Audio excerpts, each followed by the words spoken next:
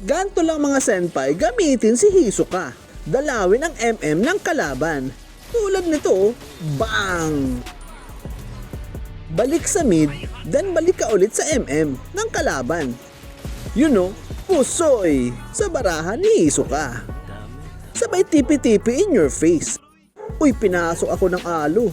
Wrong move ka dyan, Lodi. Hisoka to eh. Napaiyak tuloy oh.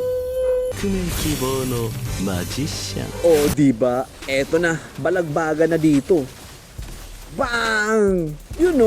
Inabot ng baraha. Kung gagamitin nyo to, tandaan nyo lang, positioning is the key. Uy, nanaw. Boom! Second life. Isa pa. Whoops! Balik! Bam! Yanig! Di ka makakatakas, Lods. Si Hisoka ang pinakamalakas na hunter sa kasaysayan eh. Ano, Prolo?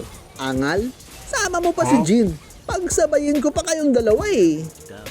Eto ang core item ng Sicilian na dapat yung kunin sa simula. Pagkatapos yan, kayo na bahala. Depende sa sitwasyon, depende sa kalaban. Example, magde-def item ka. Dominance or pure damage penetration. Depende sa kalaban mga Lods. Tinatry na nila kaming tapusin dito pero hindi nila kaya. Isipin nyo na lang, para itong tower na gumagalaw. Kaya sa gantong sitwasyon, napakalakas ng Sicilian guys. Hindi basta-basta makakalapit sa'yo kasi kitang-kita mo lahat eh. Walang bush na pagtataguan. Yan o, bang! Naubos sila dun. Pilit pa more. Okay, eto na. Crucial moment na to mga senpai. Uy, nice set gatot. Kinat niya ang daanan namin patakas. Pero niratrat sila ng edit. In your face, Mia. Di mo ko kaya, boy. Okay, back pre. Okay, eto na. Dito na magkakaalaman. Last clash na to. Kung mananalo kami or matatalo. Uy, pwersado ang Alucard. Sinabayan pa ng gatot. Basta wag na wag ka magpapahuli. Eto na si Unggoy oh. Pasok! Bang! Eto pa oh. Basta wag palapitin ang kalaban sa Sicilian. Naku, persado ang Mia oh.